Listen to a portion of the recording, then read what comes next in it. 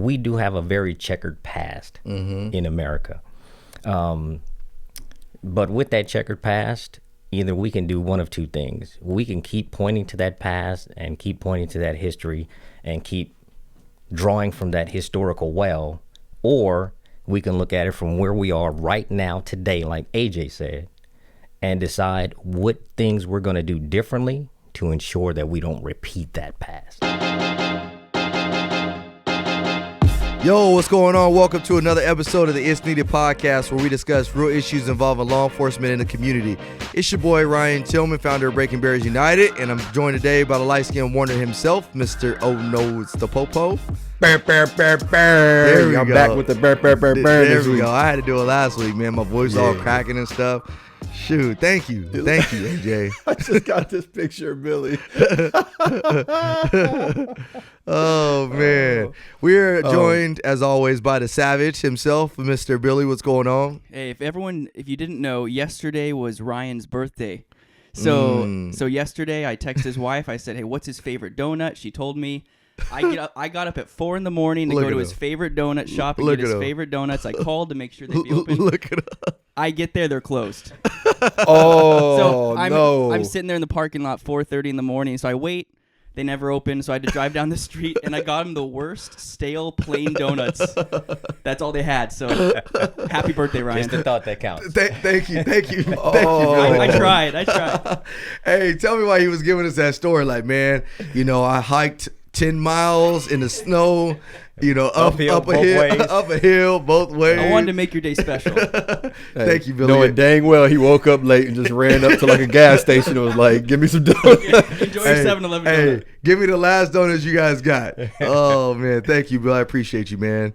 And we're joined today by a special close friend of mine, family member, my man, the man, the myth, the legend himself, Mr. Lieutenant Rodney Lombard. Young soldiers. It is a pleasure being here with both of you young men today. All three of you young men. I apologize. It is my pleasure to be here. And he got the golden voice, so like he about to sing us something right now. He got a radio voice. He got about to sing us a tune. Oh man, what's going on, fellas? How you guys doing, man? I'm good. No complaints. A little banged up, a little tired, but could always be worse. It could. And LT, I know you doing good. I know you got to share with the audience why you doing so lavishly today. First of all, because God woke me up this morning. Hey, amen to that. Amen to that. Number one. Number two, my family members are all great. Everyone's doing well. And thirdly, because I have 22 official days left on the books as a police officer. Ooh-wee. Dang. Gee. One day. I can't imagine what that for you. Listen, that's a dangerous time for me. They tell me like you got 20 days left. Listen. Doing everything and anything and everything. Yeah. Put me in the office somewhere and lock me up because I'm wilding out. Yeah. I'm posting up everything. I don't even care. Why? It sounds like an echo, Billy. Is that just me or am I tripping? It's both mics picking each other up. Oh, okay. Yeah. Anyways, man. So congratulations, LT. How long have you been on the force now? 25 years now. Golly, that's crazy. 25 years. I don't even want to tell y'all how many more years I got left. Longer than some of y'all been alive. 5 years. Oh man. So, well, hey, it's good being back on this episode or being back on the podcast. It's weird, man. We record every single week, but it feels like we ain't recorded in forever. I don't know why it feels like that. Thanks to everybody that tuned into the last episode. Billy, tell me, like, we're getting some record number listens or downloads, right? Yeah, we are. So just thank you guys for enjoying the podcast and tuning in. Yeah, record in a single day, a record in a week, and it's awesome. Yeah, it's been trending up. So this is one of those things, we're at a time and place where I've been telling people, like, we've been doing this work for years now, over 5 years, and it just seems like with the George Floyd situation and everything that transpired, it's almost like watching a vacuum cleaner commercial where you see the same vacuum cleaner over and over and over. Don't even pay it no mind. But then the moment you need a vacuum cleaner, it's like, oh, I know exactly the vacuum cleaner because you've seen this commercial subconsciously for years. And that's kind of what I feel like is going on right now is, we've been doing this work since before George Floyd was killed. LT, you've been doing this for 25 plus years. And so people are just taking note, that we exist and why we exist for. And so Shout out to you guys for listening to the podcast and sharing the podcast, because it really means the world. And if you want to change things, if you want to people to understand a perspective of things involving law enforcement, have them tune into this podcast, because they're going to get real answers. And so one of the things that the topic of today's podcast and what the title of it's going to be is comfortable getting uncomfortable. And the reason that's the title is because today I want to talk about some uncomfortable things, and it may be uncomfortable for law enforcement officers specifically on this one, because we have to, in order to move forward and change things and change perspectives, we have to be honest with our own self. We have to be honest with our own profession, and we have to be able to lead with transparency and empathy, because that's the only way that's going to move us forward. And so I've been involved in a few protests these last few days. AJ got hurt in a protest, and LT was leading, as far as the command for a protest. And so there's a lot of reasons why people are protesting right now. But I wanted to jump in straight into you, LT, and start getting into, first, why you became a police officer, and then some of the things that you've had your uphill battle throughout your years of becoming a police officer, and why, is this problem that we had with George Floyd, was this a situation that was lying in wait, like it was bound to happen at some point, or is this something that, just came out of nowhere and now we have to deal with it? Well, first of all, it was never my childhood dream to be a police officer. I didn't grow up, with the badge on and the plastic gun walking around, and couldn't wait to be a police officer. Like my son. Yeah, exactly. Yes, exactly. Perfect example. So it was over the course of time. I was working for the city of Los Angeles and Department of Transportation, and several of my friends became police officers. And I like what they represented, but I've been knowing these guys since I was high school aged. And I knew what they stood for prior to becoming a police officer. Once they became a police officer, it didn't change who they were. They still were the same person. And the job itself didn't define them. Got it. But they were very honorable in what they were doing. So I went home and prayed about it, just like you two both did. Had a conversation with my wife, and we agreed that, that would be the next natural step for me. But I went in with the understanding that this is not something that's going to define me. I did recognize, though, that it was a calling. It wasn't just a job for me, because I think to do what we do on a regular basis, every day, going in 10 hours, 12 hours a day, and seeing the absolute best of humanity, while at the same time seeing the absolute worst of humanity in a 10-hour period of time, is something that takes a pretty special person. But once I got into it, I realized that, this is exactly where I'm supposed to be. This is where God called me to be.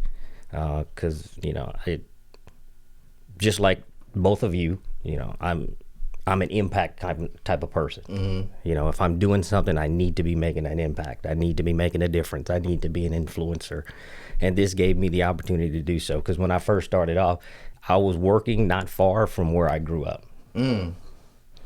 So I had the opportunity to cross paths with some of those people that I grew up with.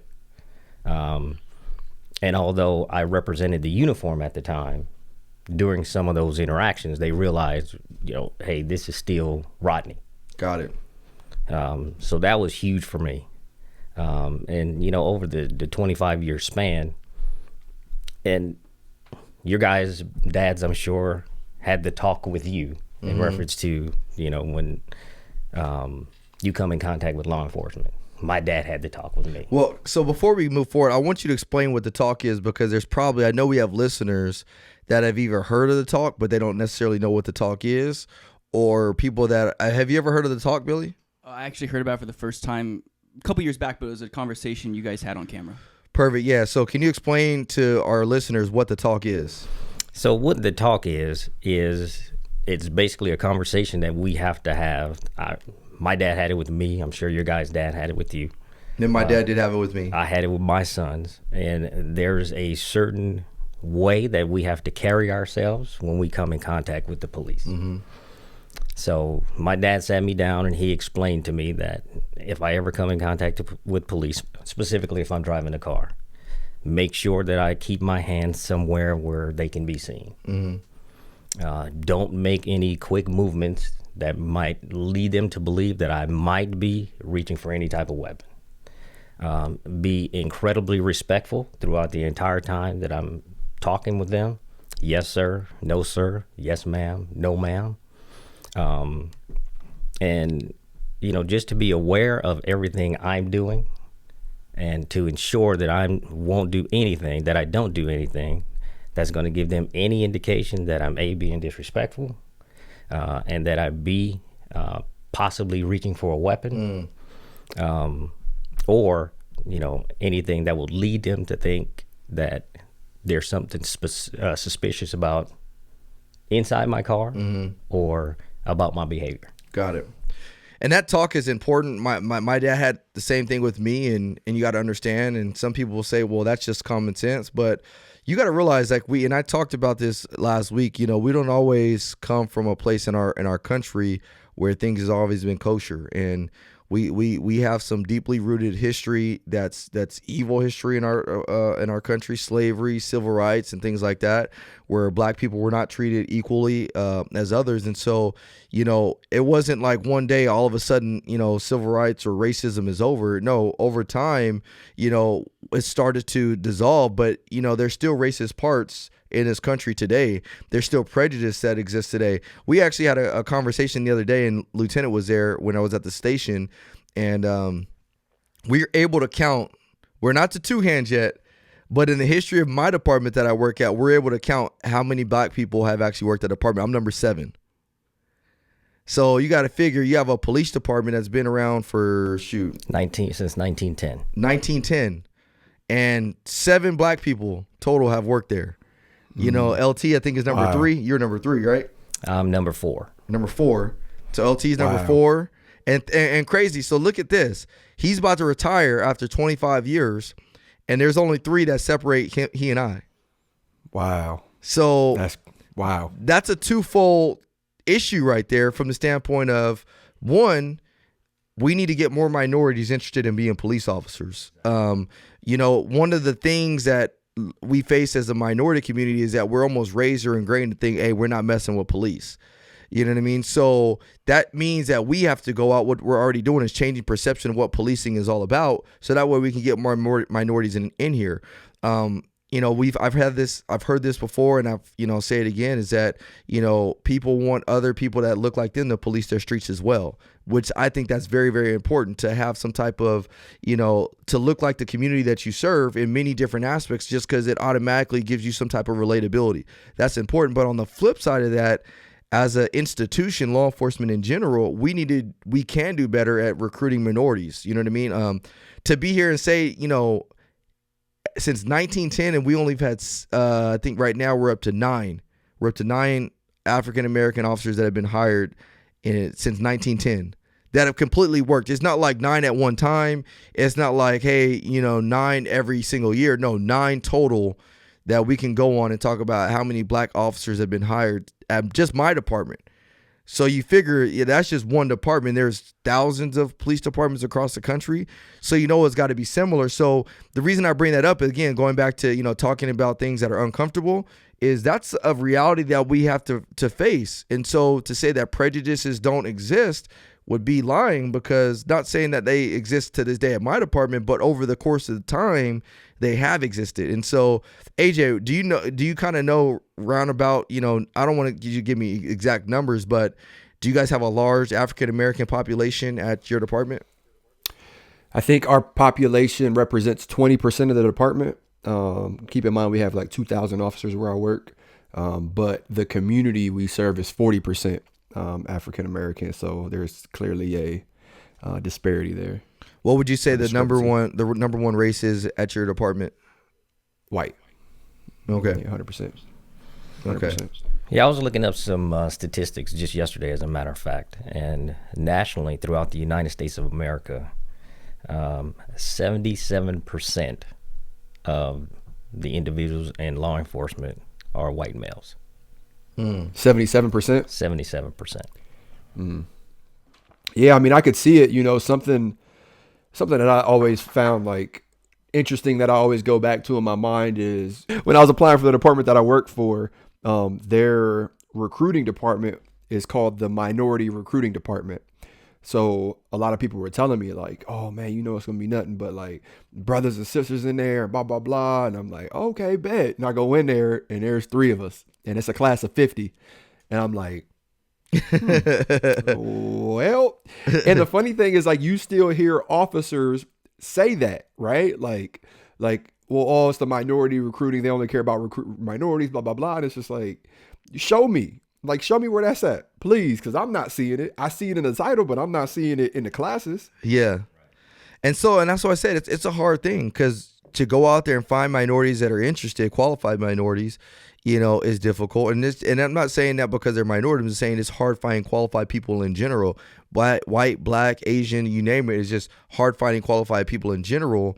But then when you want to talk about minorities and the perception, the stigma that comes with being a police officer, that's what also makes it hard. And that's why our job is so important, to go out there and change this perception, so we can't get minorities out there. And so we talk about active steps. You know, I'm going to make a video here pretty soon about what are some active things that I can do that can continue my protests. And what I mean by that is, you know, we have a lot of people protesting, but, you know, 2 months from now, this protest is going to be over. Okay, what are you still actively doing in order to change things? One of those things is go, and if you have interest in changing the system, become a police officer. You know what I mean? Change comes from within, so start changing it, you know what I mean, by you becoming a police officer and being the change you want to see.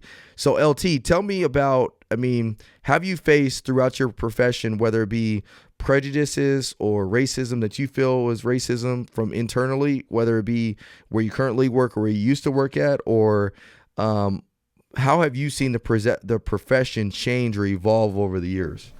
It's definitely evolved.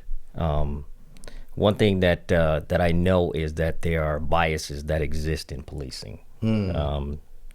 Some more explicit than others, some more implicit than others. But those biases definitely exist. You know, for me personally, one of the things I tell my sons is that it's unfortunate, but it's true. We have to be twice as good to get the same position that someone who is non-African American is competing for. And it's just the nature of America, who we are as a people. Non-African Americans wouldn't understand that. But you know, there's definitely an implicit bias that exists internally in policing nationwide. It's not just something that's a part of the community. It's internal in policing also. So if you're listening to this podcast, before you turn this podcast off, because I know there's some people like, oh, I'm done. Before you turn it off, I want you guys to realize something. He brought up 2 key words: implicit biases and explicit biases. Me and Billy, I want you to speak to this in a second. When we went to go speak in Michigan, we spoke at Ferris State University, and shout out to my buddy Brendan that's always listened to this. He's an adamant follower of ours, doing great things. He goes to Ferris State. They took us to this thing called the Jim Crow Museum. And that Jim Crow Museum was crazy. And it was, you know, as a black man, and I've always been about learning my history. If you're not familiar with Jim Crow laws, look them up. And if you're not familiar with the blackface era that we lived in, look that up. The reason that's so important, is so critical to understand, is so Jim Crow laws were essentially laws that were created by white people. And the thing about it is they were like, hey, at the time, if you're a black man, it was almost better for you to break a law that was written on paper than to break a Jim Crow law. And the reason that is, for example, there may be a law in place that says, hey, if you steal, you're going to go to jail. But there may be a Jim Crow law that exists that says, hey, if you look at a white man's lady the wrong way, then you're basically in violation of that law. But the person who you're violating, they can basically take it, they can decide what your punishment is going to be. There wasn't necessarily a classified schedule of how you're going to be punished by that. So that was dangerous, because they can take the law into their own hands. That kind of coincided with the blackface era, which is At that time, what the whole blackface thing was, there would be white people that would paint their faces black, and they would portray themselves as being, villains, or they would portray themselves as being clowns, essentially, and they would flood that into our pop culture, so people would just see that. They were inundated with that. And so ultimately what they were doing is they were showing black people to be this certain type of person, which made people either scared or made people not take them seriously. So when we talk about implicit biases and explicit biases, that is essentially evolved into something where now we do it to ourselves when we watch movies and we're portraying criminals, or when we listen to our rap music and we're talking about, guns and drugs and dope and all this other stuff. I understand where that stuff has come from, where drugs has come from, but at the same time, when we continue to perpetuate, what was put in place a long time ago, so that way people would view us a certain way, we do ourselves, even as black people, as portraying ourselves the same exact way, or putting, contributing to that pop culture. AJ, I know I saw you shaking your head a few times. What are your thoughts on this dialogue that we're having? Again, the topic for today is we have to get comfortable being uncomfortable. And actually, before you go, AJ, I want to talk to you, Billy. What were your thoughts when we walked to that museum? And because was that your first time actually learning about some of that stuff that we were learning about? Yeah, it was. Well, it's just honestly, the word I guess is disgusting that it was so recent. Like, people alive now were alive then and okay with it. My dad. Yeah. My dad lived through that. Grew up in New Orleans, Louisiana. In the 40s and 50s. He lived through Jim Crow. So to me, honestly, for me, it's just hard to wrap my mind around. I don't even know what to say about it. Like, it's so out of my world where I'm like, how could you ever? It's horrible. It's just horrible. I can't even imagine it. It's funny, as we're walking through the museum, I'm looking at Billy all petty like, Look what your grandpa did. but that's the norm. I would say, is if you talk to a minority, it's ingrained in us. Like, we know these things. We were taught these things because it's our history. But if you talk to, people who are not minorities, it's so foreign to them that they think it was so long ago, like, oh, stop talking about that. That was so long ago, but we forget, like, Emmett Till was killed in 1955. That's right. For whistling at a white woman. That's right. Who later admitted that she lied on her deathbed. That's right. You know what I mean? Right. So, man, the dialogue, I was shaking my head, to answer your question, Ryan. I was shaking my head, during this conversation, because I was invited by a black fraternity, and I don't know their name. You got to excuse me, to speak at an event yesterday. My days are off. It was either yesterday or the day before. I'm sorry, it was 2 days ago. And they were calling for peace, basically. Like, you know what? Like, we have the microphone now. We protested. People rioted. The world is listening. Now it's our time to speak. So let's call for peace and let's have this conversation, which, I was down with. So they asked, they're like, you're going to close this out. Can you just write like a short 10-minute speech? And in my head, I'm like, 10 minutes? I could freestyle that. Yeah, bro. I don't need no paper for that. Right. But then the more I thought about it, I'm like, well, this is a serious topic. And, they called me because I represent both sides. Exactly. So I'm like, well, let me do it some justice. So I started writing this speech, and I found myself being too aggressive when talking about what it's like being a minority in the United States. So I'm like, okay, I got to scrap this, because I want it to be unbiased. I wanted it to be 50-50. I wanted people to see both sides and then to come together at the end. So I started writing another one. And then I found myself being too defensive as a police officer. And I'm like, man, this is killing me.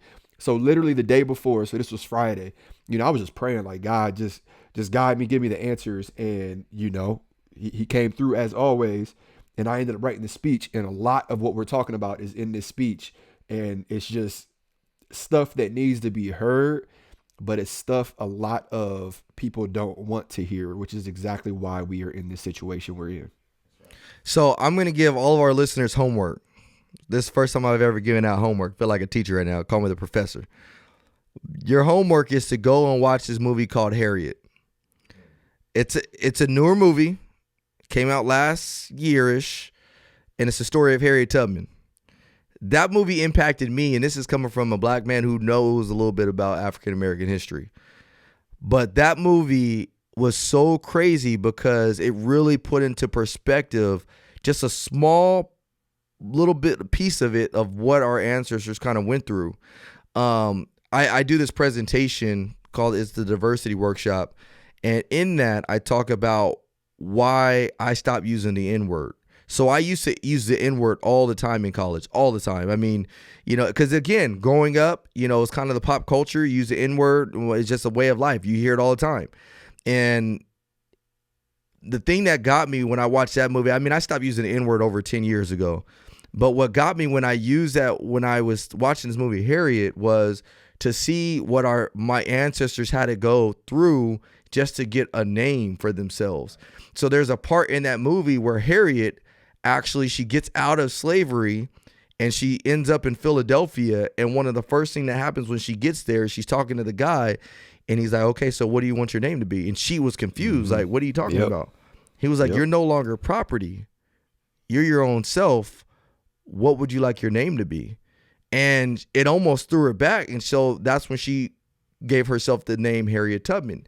So in my mind, I'm thinking like, every single one of our ancestors went through probably a similar process in order to get their name.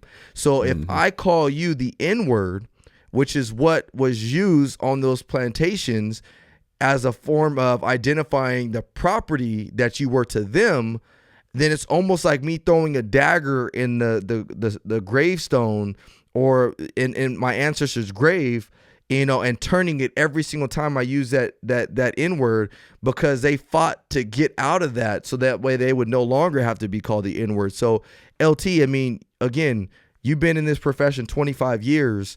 Tell me your thoughts on, well, first and foremost, I want you to break down what implicit and explicit biases are, because that's an important term that people need to know. So tell our audience what an explicit bias is and what an implicit bias is. And then I want you to talk about, as far as, your dad's age and living through that Jim Crow stuff. Well, as far as implicit and explicit biases are those biases that are just out in the open. They're not hidden. We make it known. You can, look at a person and you formulate those ideas, and just based off their appearance or whatever the case may be, you automatically have these biases. They're out there. It's almost like a stereotype. Yes. As a matter of fact, but even to a greater degree than a stereotype. Got it. It could even just be a belief, just based on, I see that person. This is who that person is. Got it. So I'm going to treat that person a certain way, and I'm going to think a certain way about that person just because of A, B, C, and D. So, for example, like if I see and I'm using this because, again, I'm black, and I know this has been one of the explicit biases. Oh, he's black, so he must be a thief, or he's black, he must be angry. Would you say that's an explicit bias? Okay, yes. Got you. So the implicit biases are those biases that we have that are not so upfront. I'll give you an example. If you think about a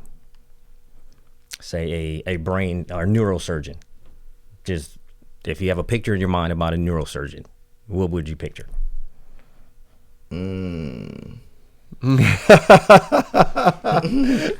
let you answer the question, Ryan. Hey, I'm gonna let you answer it. I mean, if you think about a neurosurgeon, you're somebody smart. You're probably gonna think about either a Caucasian or an Asian male. An Asian male, yeah. Mm-hmm. You don't automatically think of a female when you say neurosurgeon. Well, even if you think about a chief of police, a white male. You think about a white male. Mm-hmm. Which is an implicit bias, because I've over the years just started to formulate without even realizing. So that's important to talk about, because again, going back to the movies we watch, going back to the things that we hear on TV, whatever it may be, that's how we naturally start to form these implicit biases, which are important. Exactly. So go ahead, continue. Exactly. So there is explanation of what your explicit and your implicit biases are. And what was the second part of the question? So the second part of the question was working in a profession that's been predominantly. How have you felt over the years being the only? Because there was one point in time that there was only 2 black people at our department, right? Correct. So how did that make? Did you feel a certain type of way about that? Did you feel, like people didn't understand you sometimes, or because that's a tough one, because I think all three of us face that, being a police officer but then being in a predominantly white profession, right? But then you go home and you deal with some of your family members that don't understand what you're going on. You've been doing that for 25 years, right? So tell me what that's like. Well, I'll be honest, I was very fortunate. I'll go further and say I was blessed because of the relationship that I have with my dad, and the communication that I had with my dad, and him educating me on a lot of these things before I was ever exposed to them. So I knew to be expecting that when I went in. And did I see it? Absolutely, 100% I saw it. There was times where I was in the locker room downstairs and other officers knew I was there and freely just used the N-word while I was in the locker room. Other black people or white officers? I'm asking this because people need to hear this. No, they were white officers. Okay. And it's one of those things. I'm a newer officer at the time, so I go about my business. The funny thing about it, though, is that they had this uncanny ability to separate me from who they thought to be, people that fit the N-word. Yep. Because I wore the same badge and the same uniform. So I was different. I was one of us. I was one of one of the good ones. One of the good guys.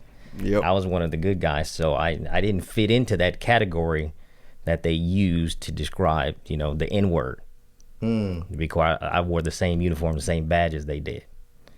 So it was funny how they had the uncanny ability to separate the two. Talk about that, AJ, because I see you shaking your head. Yeah, I mean, once again, this is just something that is known, at least for me, like growing up, my father wasn't really in my life, but my grandmother passed down a lot of these things. And, my grandmother lived through a lot of this, which is why she passed it down to us, because she cared about us.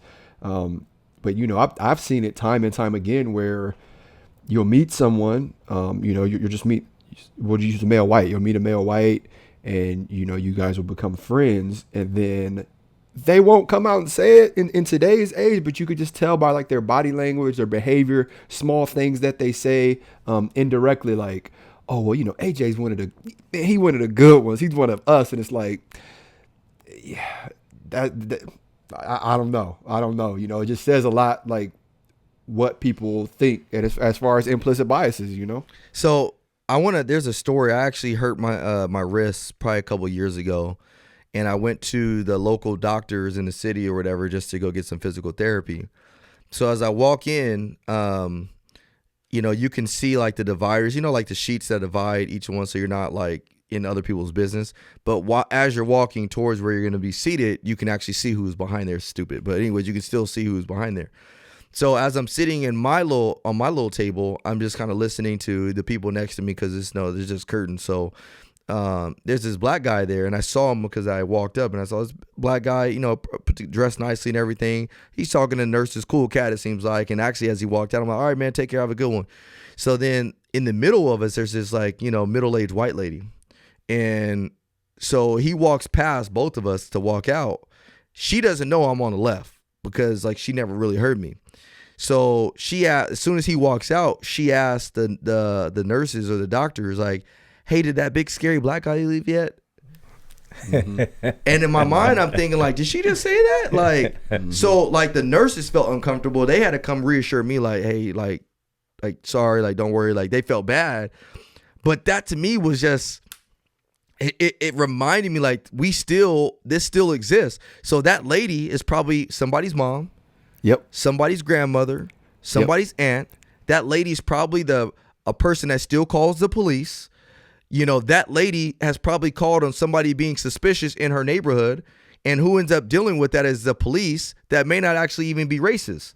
Mm-hmm. So that to me just reminded me this was 2018, 2019, and it still exists. And that's why I say this is the stuff that we need to talk about, because there are still racial disparities that we exist. We can't act like they don't exist. You go back 6 years before that, me and a good friend of mine at the time were looking for another place to live when we were in college. So we're walking around, there's some nice condos or whatever, and this middle-aged white lady's following us around. Finally, she's like, can I help you guys with something? We were like, oh yeah, we're just looking for another place to live. She's like, you guys can't afford this stuff. So, bruh. And in my mind, in my mind, I'm thinking like, wait, what? Like, bruh. Like seriously? Like where's Ashton Kutcher at? Because I must be on Punk'd right now. And she was as serious as a heart attack. So bruh. my point is that like we can't sit here and act like this stuff doesn't exist. Like it truly does exist. And so I'm gonna give this last example. And me and LT was actually there. We had this conversation with a good guy, white guy, and not gonna bring up any names, but it's the three of us. We're having a conversation. I don't know if LT, you probably know what I'm going with this. He sits down, he looks around, and he's like, man, it is hard to be a white man right now. And me and LT look at each other like, welcome to what it's been like to be a black man our whole life. Listen. And honestly, it is weird. And so that's the best comparison I can get for people to understand what it is we're trying to express of what it feels like to be a black guy. But the heat that a lot of my white friends are taking right now because everybody's looking at all white people as being racist, it's kind of almost the same feeling that we've had our entire life because people almost prejudge you based on the way you look. And then if you talk, nice or eloquent, they're like, oh man, you're actually well-spoken. I'm like, you're one of the educated ones. Yeah.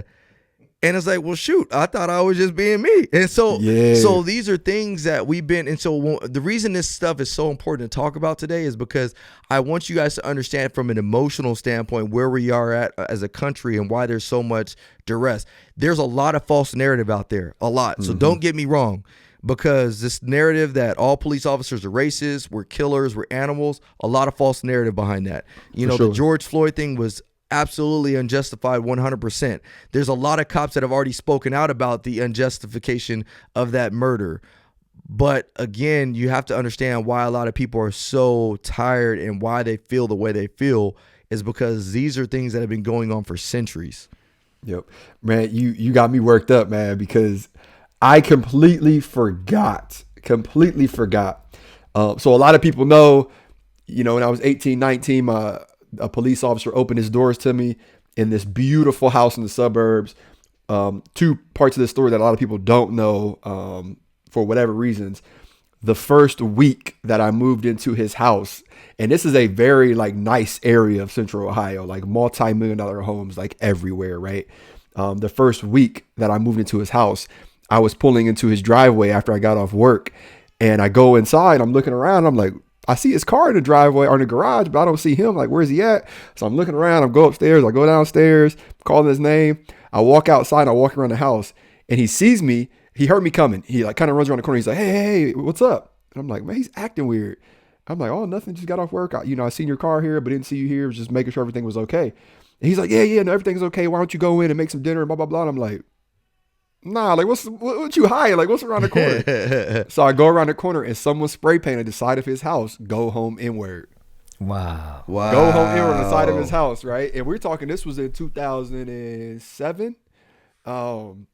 And he didn't want me to see it because he was scrubbing it off his house. He felt so bad. Oh, he's like, I don't want AJ to see this. Yeah, so he was down there scrubbing it.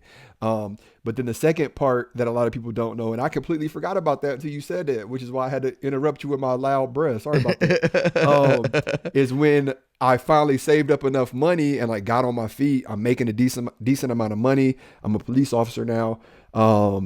I start looking for apartments, and there's an apartment complex 2 blocks away from the house that I lived in at the time where the stuff was spray painted. He's like, go check these apartments out. They're really nice. And they were nice. I mean, they have fountains. That's how I judge nice apartments. They have fountains out front. I'm like, that's a nice apartment. Gotta be nice. They got water out there. 2 fountains. You had to drive in between them. With water in it, not a dried up fountain. Real water. It's full. It's probably fish in them. So I go there. I'm by myself. I walk up to the leasing. I walk in the leasing office, and people are just kind of ignoring me. So I'm like, well, maybe they're doing something. I give people the benefit of the doubt. So I'm just kind of grabbing brochures, and I'm just looking around. Then finally, a lady gets up, walks over to an office, talks to a guy. They both kind of look at me. The guy walks out, and he's like, hey, can I help you? And I was like, yeah, I'm actually interested in doing a walkthrough of the apartments. I'm in the market to rent right now. And they all busted out laughing like, ah, ha, ha, ha. And the guy hands me a brochure, and circles the price ranges. And he's like, well, why don't you go home and look over these and give us a call back if you're still interested? And I was just Wow. Dang. wow. Like, okay. That's okay, crazy. I see what it is. And you got to think that was in 2009, maybe?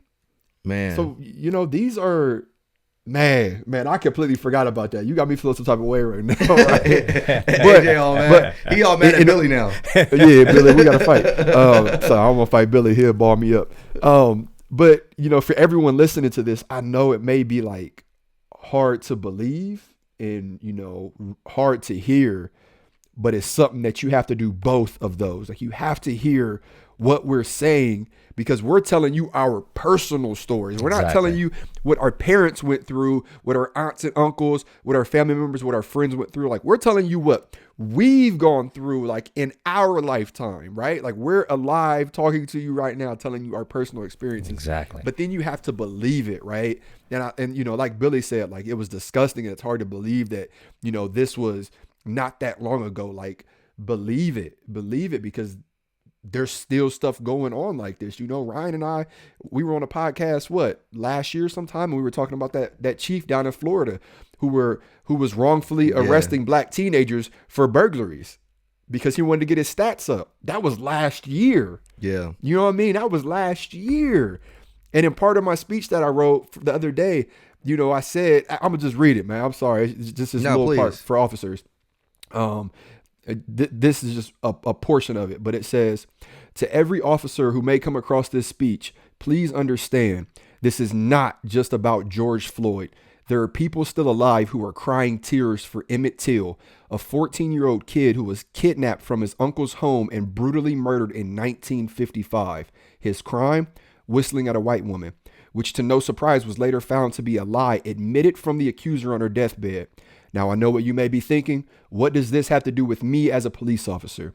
Well, shortly after the incident, 2 men were taken into custody and charged with abduction. Both men admitted to taking Till from his family's home, but claimed to have later released him. With the help of a local sheriff, hear me out, with the help of the local sheriff who lied on stand, both men were acquitted of any wrongdoing.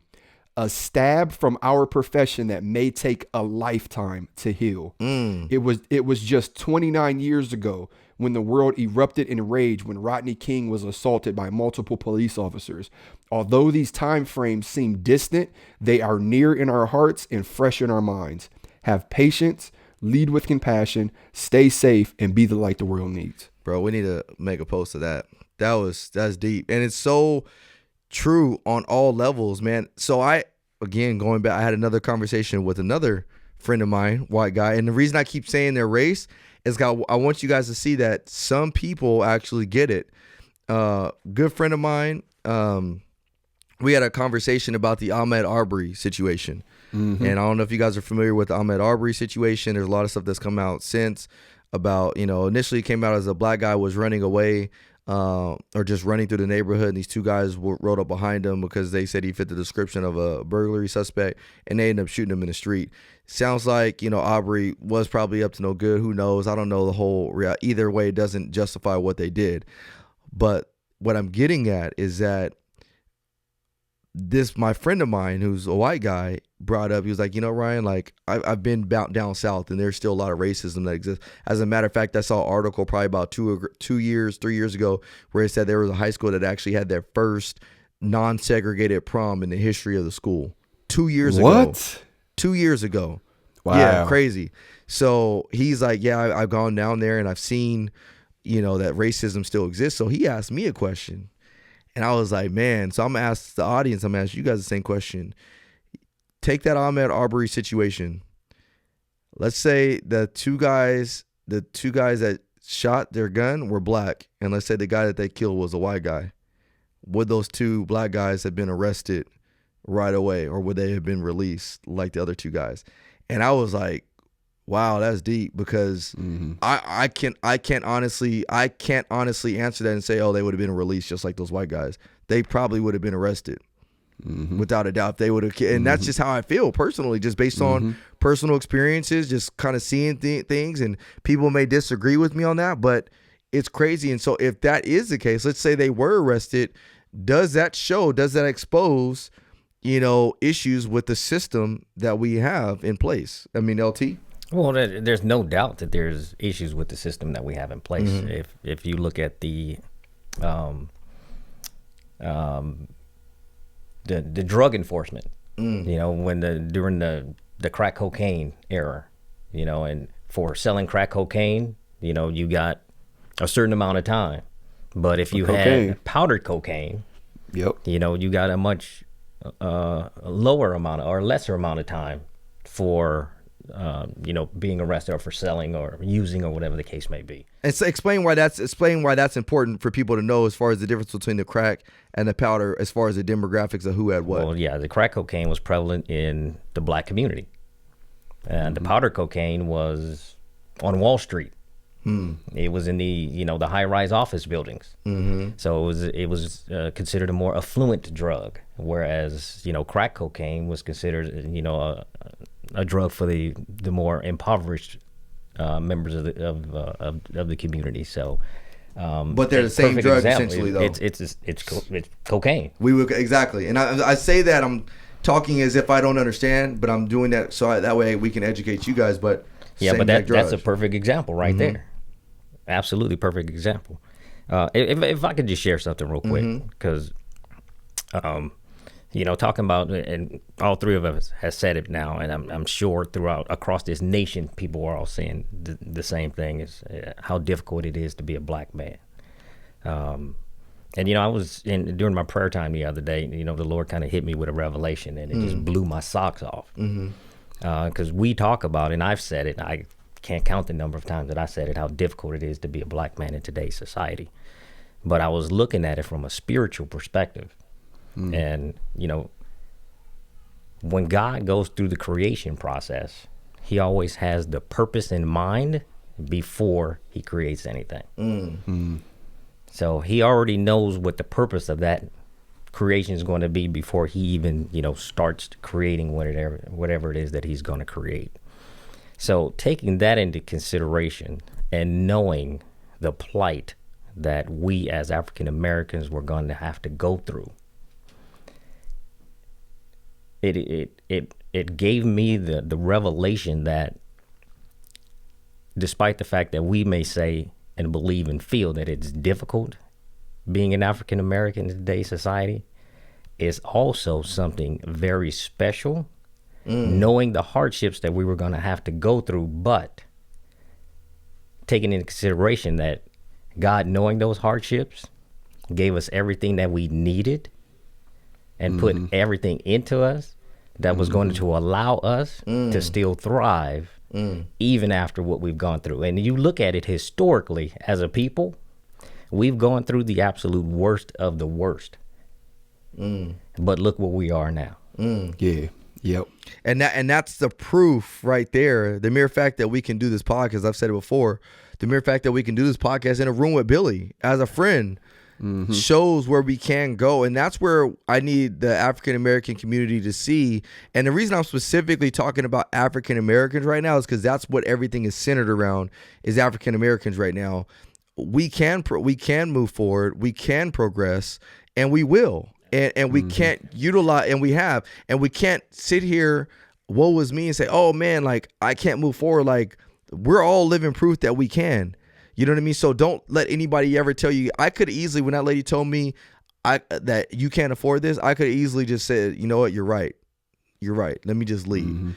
But what I did is I chose to say, I'm going to go out and be something and make myself something. So that way people like you can't tell me those things. I want to, because I had a revelation. That just reminded me. I had a revelation the other day. I was at my house and I was thinking back about this whole kneeling thing, and and where my thought was, and because I had to go to a protest, and I knew that at some point I might be asked to kneel. And before we go there, I want to ask you guys, what does it mean to you to be a servant, LT? A servant is, to me, is me willing to put others before myself. Okay, I love it. I love it. And that's, if I could just break it down to its purest essence of servanthood, as I understand it, I love it. is for me to put others before myself. AJ, what's a servant to you? Servant is somebody who finds a need and meets it. That's good. Billy, The word sacrificial comes to mind. sacrificial. Servant is sacrificial. So when we all, every single one of us is married in here, when we all propose to our wives, what do? Bruh, all right.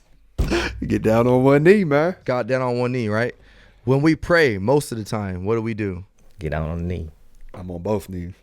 Because, and the reason that's as important is we get out on the knee because we're showing that sacrificial, that humility, that, hey, I'm willing to serve you. So as law enforcement officers, what are we? Public servants. Mm-hmm. The essence of our job. So when Colin Kaepernick took a kneel, not to say that I or agree with everything that he stood for, not to say that I agree with him in his entirety of what his views on law enforcement are, but for me specifically, taking a knee was far more than what I think most people are viewing it as right now.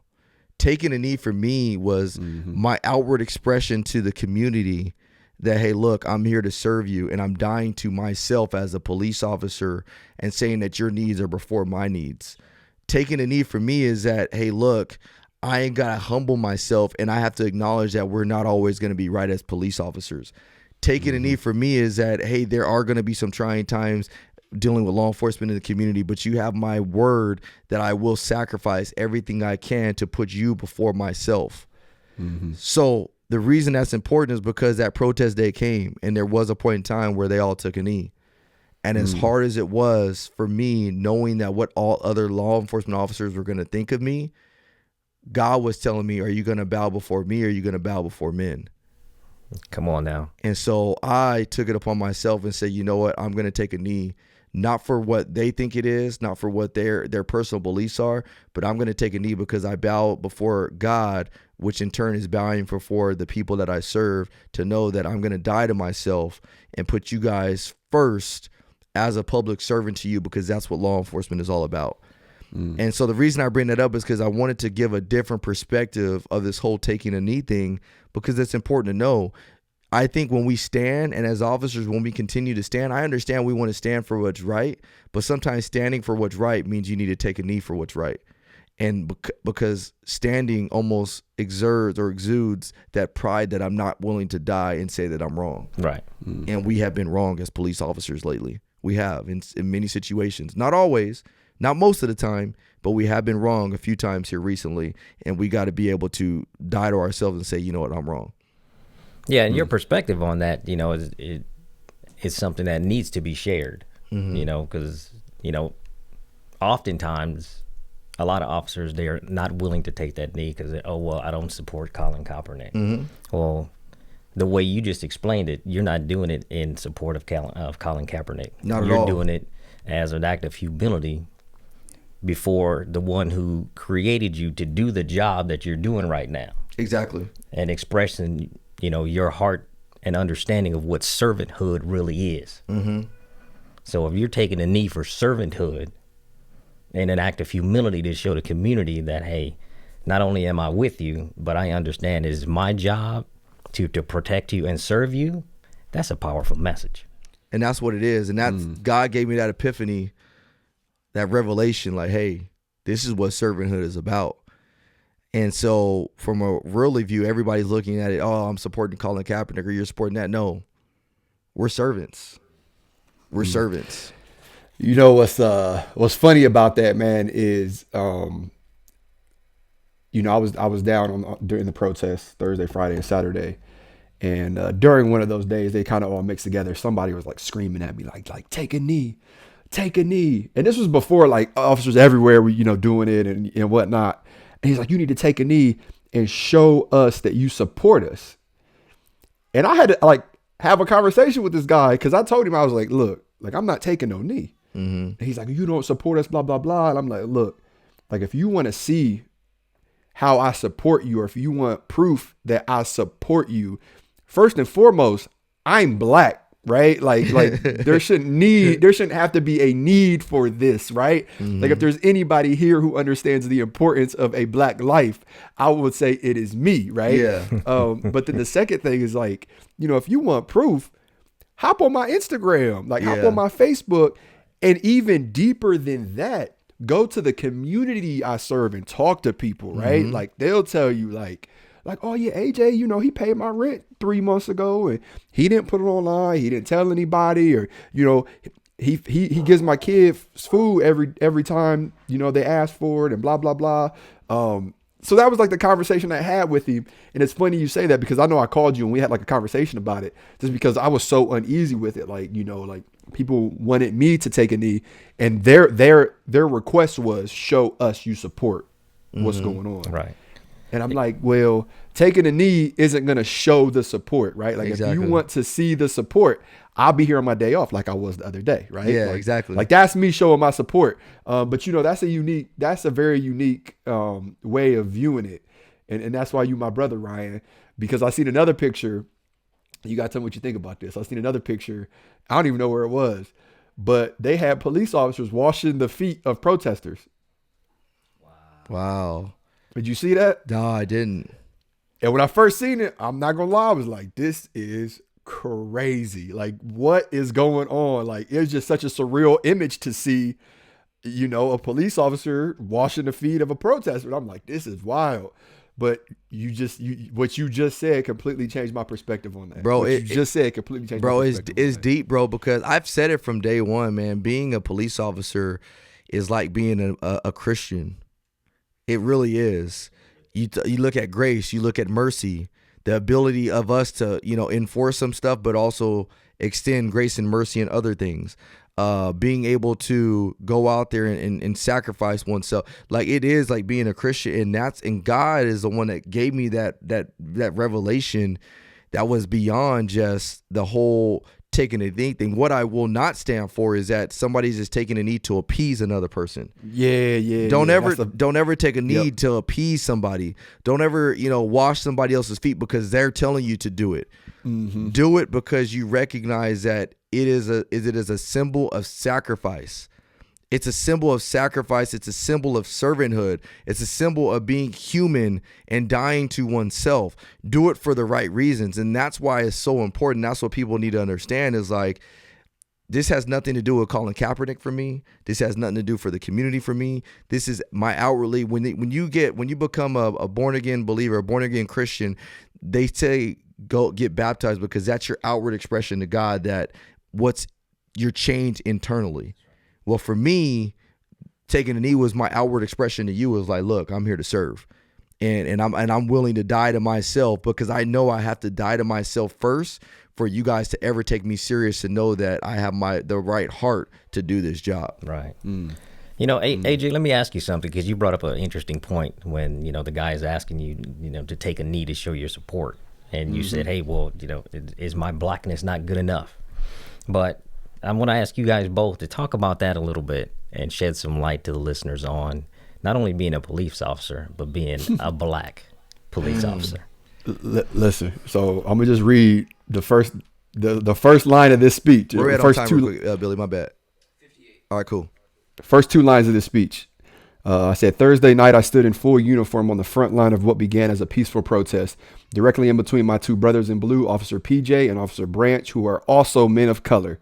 We stood there and were aggressively lectured for hours about how Black Lives Matter by young white women. I couldn't help but contemplate the irony of the situation. Come on now. Man.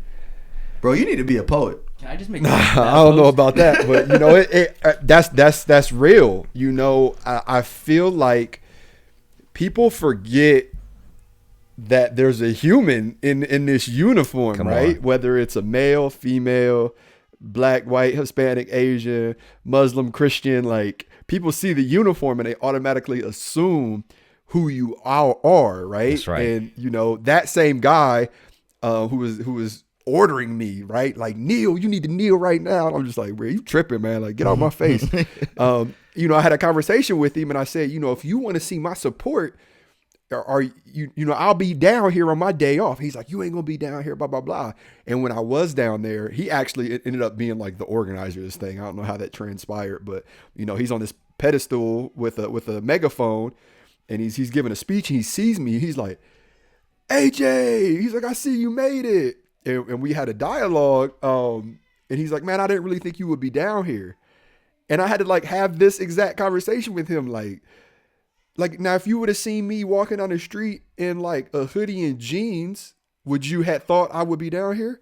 And he's like, well, yeah, probably, because, you know, and I'm like, but the fact that you see me at my workplace, like at my job, you automatically assume that I don't support, you know, this movement or this cause or this voice that needs to be heard. Exactly. Like, Man, it's difficult. It is difficult. Let me tell you this. This is one of my favorite fouls for the day.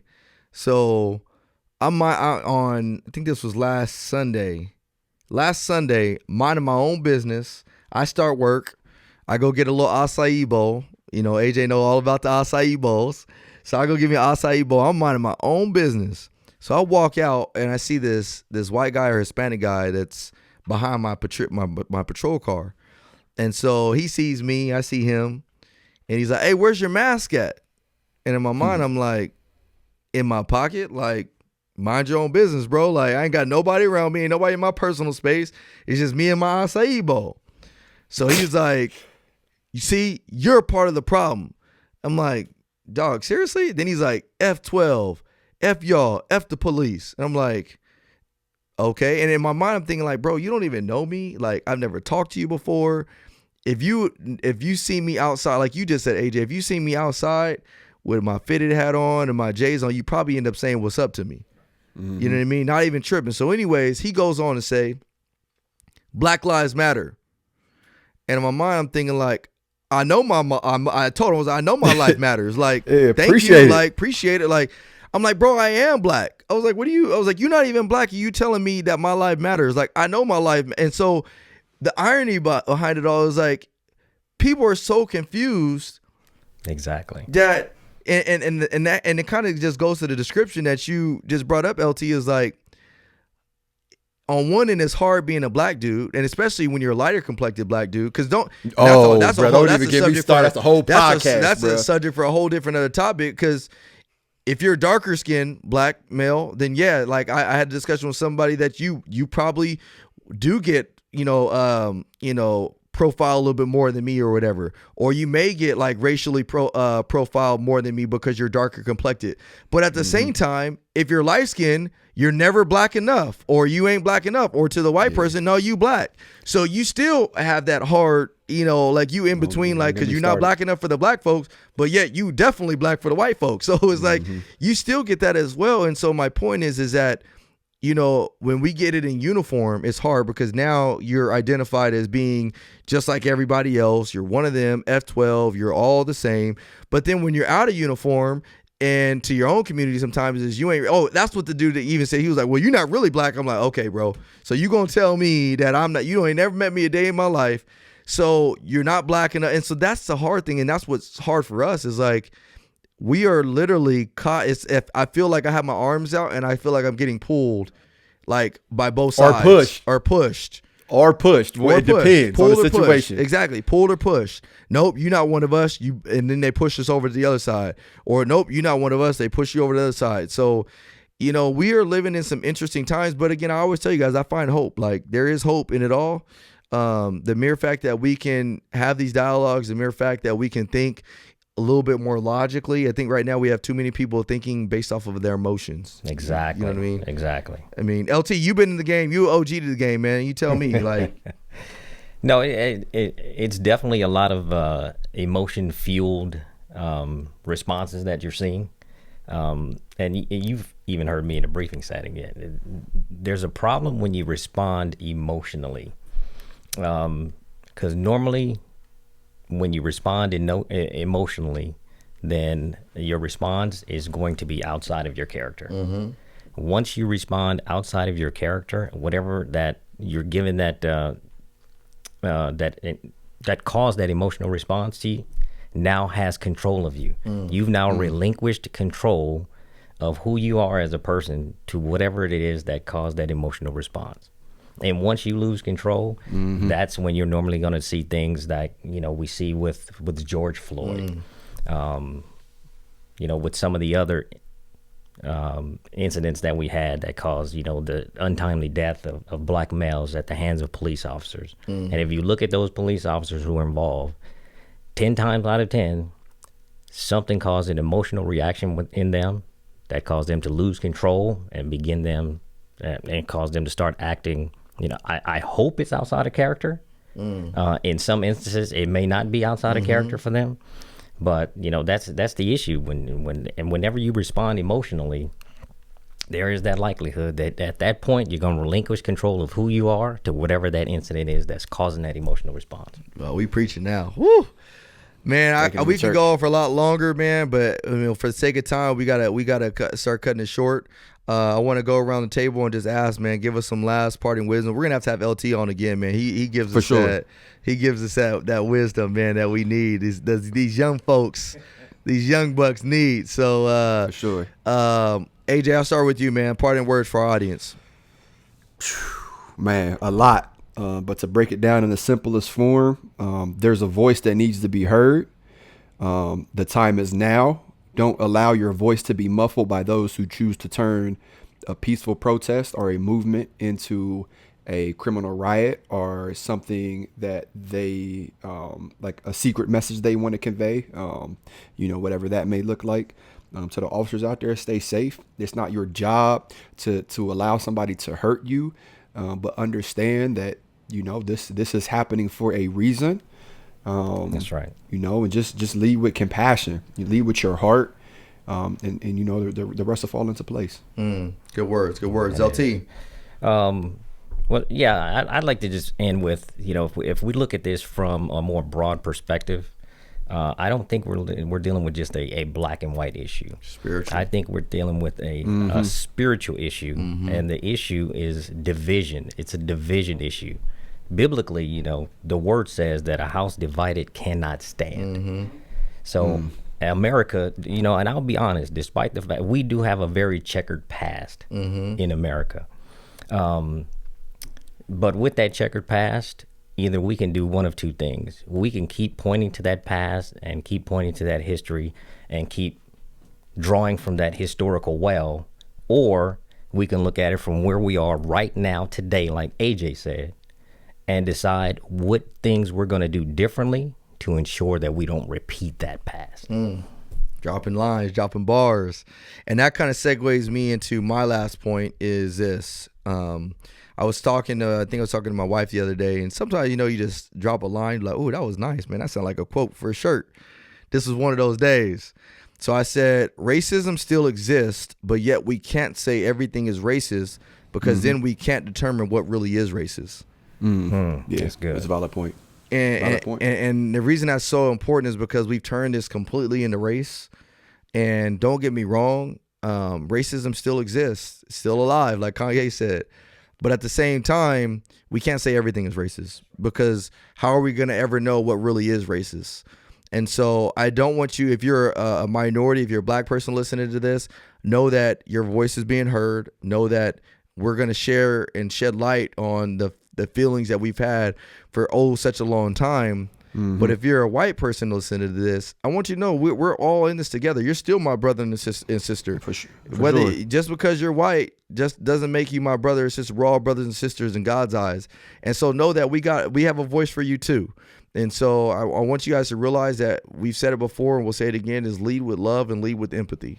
And you do that, you'll never have to worry about race because then when you do that, it goes beyond the race and it's all centered around Christ's love. So that's why this was a good episode. That's why it's genuinely called We Have to Get Comfortable Talking About What's Uncomfortable. For so long, we haven't been comfortable talking about uncomfortable issues. And I think that's why this episode was needed. You like how I Boom. did that. So There you go. boom. Hey, we love you guys. We appreciate you guys always tuning in. Our downloads have been going through the roof. So please continue to share this podcast, continue to download it. And not only do that, we've gotten some really good reviews this last week, 5-star reviews. So continue to give us that 5-star review and rate it. Make sure you guys tell us why you guys like it and everything. So that way we continue to know how to improve. If you guys want, follow the private Instagram, or not the private Facebook group, the It's Needed group. So that way you guys can get involved with the local conversations that we're having. So we love you guys. LT, man, it's always a pleasure, man. I didn't tell you guys a story, man. Real quick. Where we at on time? I got to share this quick story. Hey, I'm gonna sign off real quick because I'm getting a death stare. I gotta go real quick. I'm leaving that on the podcast. I'm leaving that Yep, on there. yeah, I'll leave it on there. So, hey, as always, brothers. Just real quick, the story was when I got recruited. I need you to laugh at this. When I got recruited, they sent me on a ride along at the police department, and who do you think they put me with? LT. LT, and why do you think they put me with him? Of course, because that was only the black dude on the Exactly. Hey, but it worked. Their tactic worked. I got hired. So There you go. Love you, bro. I'll talk to you later, man. Tell Shelby we said sorry, man. Peace. All right, y'all. Take care. LT, man, it's always a pleasure, man, and thanks for everything. And man, I just want to thank you openly, man, for having my back, man. I'm truly gonna miss you when you leave, but you family, so I'm probably gonna be blowing you up anyway. That's right. We'll still be in close communication. Oh yeah. So Billy, thanks again for always. Appreciate you, brother. This is God's work. So Amen. all right, man. We'll see y'all next week. Take care. Peace.